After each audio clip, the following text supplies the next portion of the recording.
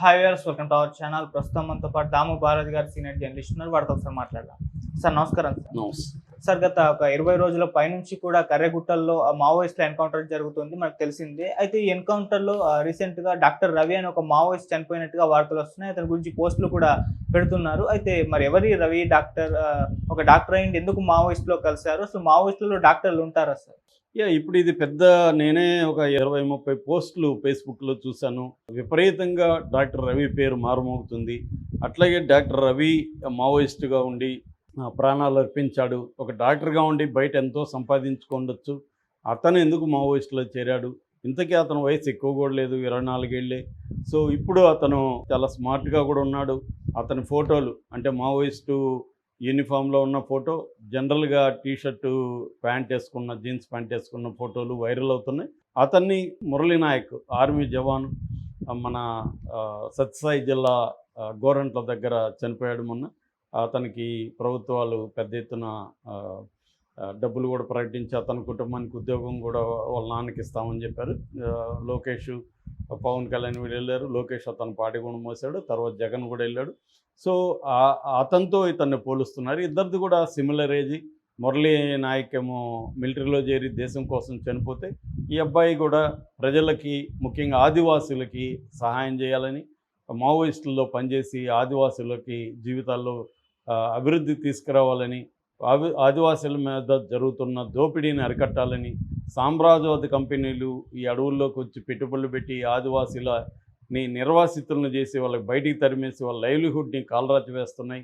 దీనికి వ్యతిరేకంగా ఆదివాసులు పోరాడుతుంటే భారత ప్రభుత్వం వాళ్ళ మీద ఉక్కుపాదం మోపి వాళ్ళ స్త్రీలని మీద అత్యాచారాలు చేసి ఆ ప్రజల్ని దారుణంగా చంపి జైళ్ళల్లో పెడుతున్నారు. దానికి నిరసనగా మావోయిస్ట్ ఉద్యమం అక్కడ పోరాటం జరుపుతుంటే అందులో డాక్టర్ రవి జాయిన్ అయ్యి పోరాటం చేస్తుంటే ఆయన కూడా చనిపోయాడు.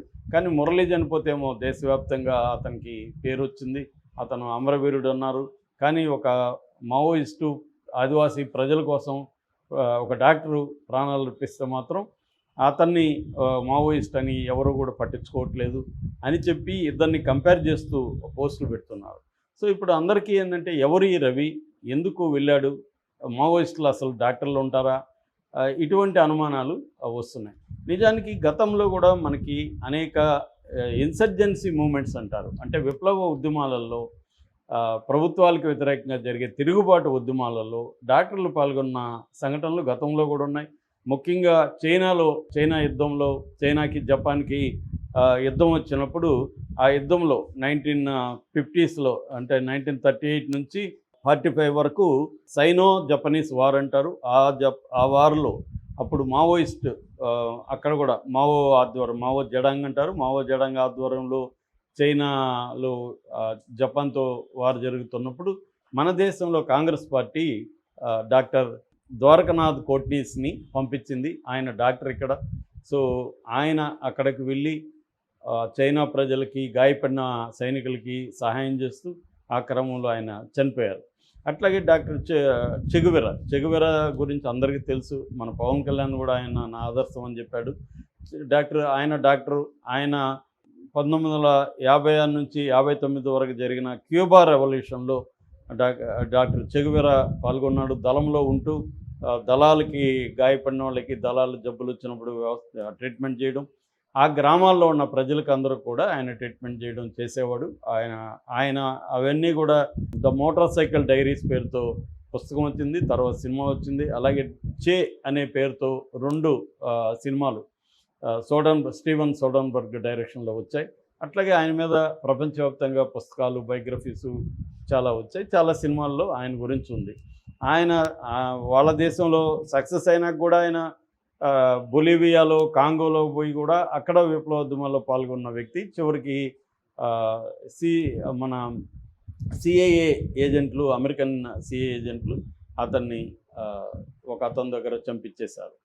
సో దాని తర్వాత నార్మన్ బెతూన్ కానీ, ఆయన కూడా చైనాలో డాక్టరు. ఆయన కెనడియన్, యాక్చువల్గా థొరాసిక్ సర్జను. ఆయన స్పానిష్ సివిల్ వార్ పాల్గొన్నాడు, తర్వాత చైనాలో పోయి పాల్గొన్నాడు. అట్లాగే సాల్వడార్ అలండి చిలీలో, ఆయన డాక్టరు. ఫ్రాంజ్ పెనన్ అల్జీరియాలో, ఆయన డాక్టరు. జార్జి హబాస్ పాలస్తీనాలో. ఇలాగ ప్రముఖ డాక్టర్లు ఇట్లాంటి విప్లవోద్యమంలో పాల్గొన్నారు. మన ఇండియాలో ముఖ్యంగా మన ఆంధ్రప్రదేశ్లో కూడా చాలామంది డాక్టర్లు విప్లవోద్యమాల్లో డైరెక్ట్గాను పాల్గొన్నారు, ఇండైరెక్ట్గా కూడా పాల్గొన్నారు. ప్రజా సంఘాల్లో ఫర్ ఎగ్జాంపుల్ పౌర హక్కుల సంఘంలో డాక్టర్ రామనాథన్ అతి దారుణంగా పోలీసులు చంపేశారు. ఆయన పౌర హక్కుల ఉద్యమ నాయకుడు డాక్టర్ రామనాథన్, చిన్నపిల్లల వైద్యుడు.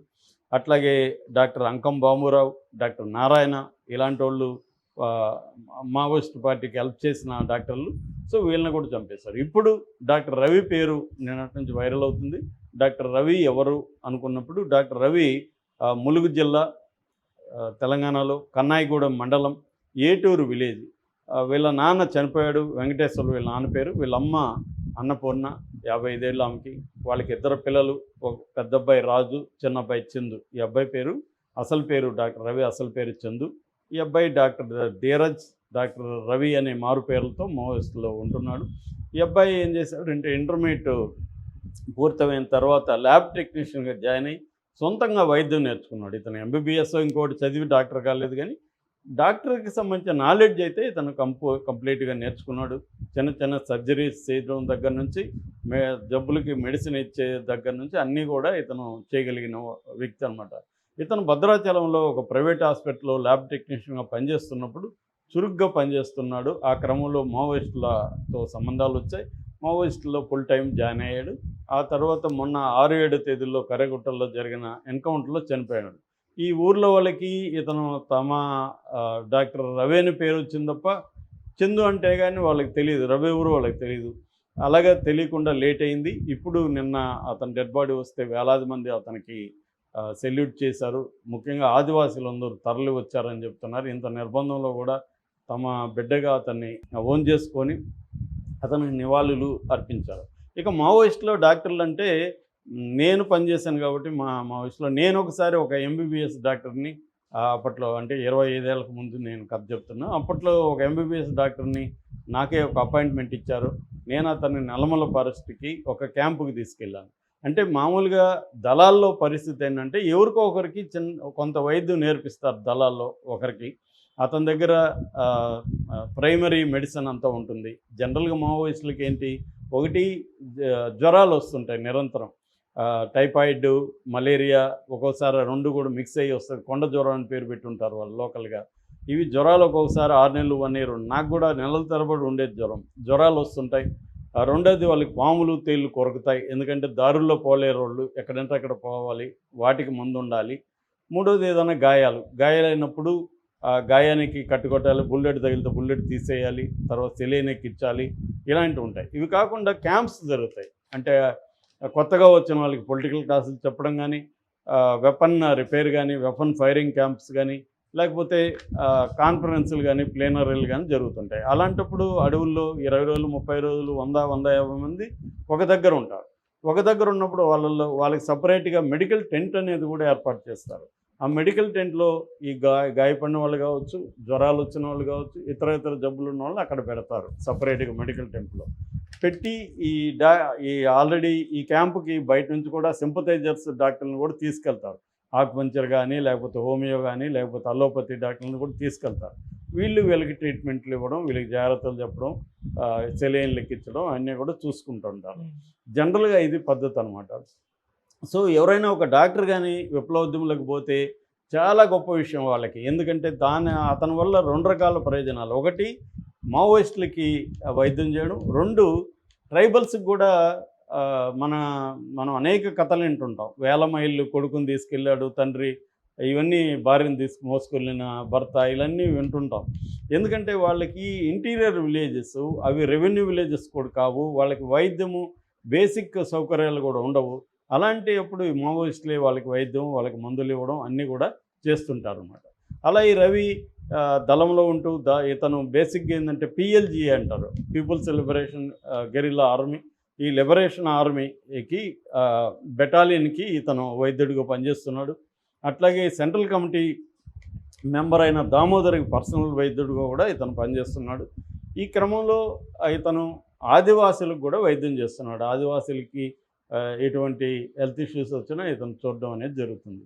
నిజానికి ఆదివాసులకు ఆప్తుడైన మావోయిస్టు రవిని కోల్పోవడం ఆదివాసులకు పెద్ద దెబ్బ, మావోయిస్టులకు కూడా పెద్ద దెబ్బగా మనం చెప్పుకోవచ్చు.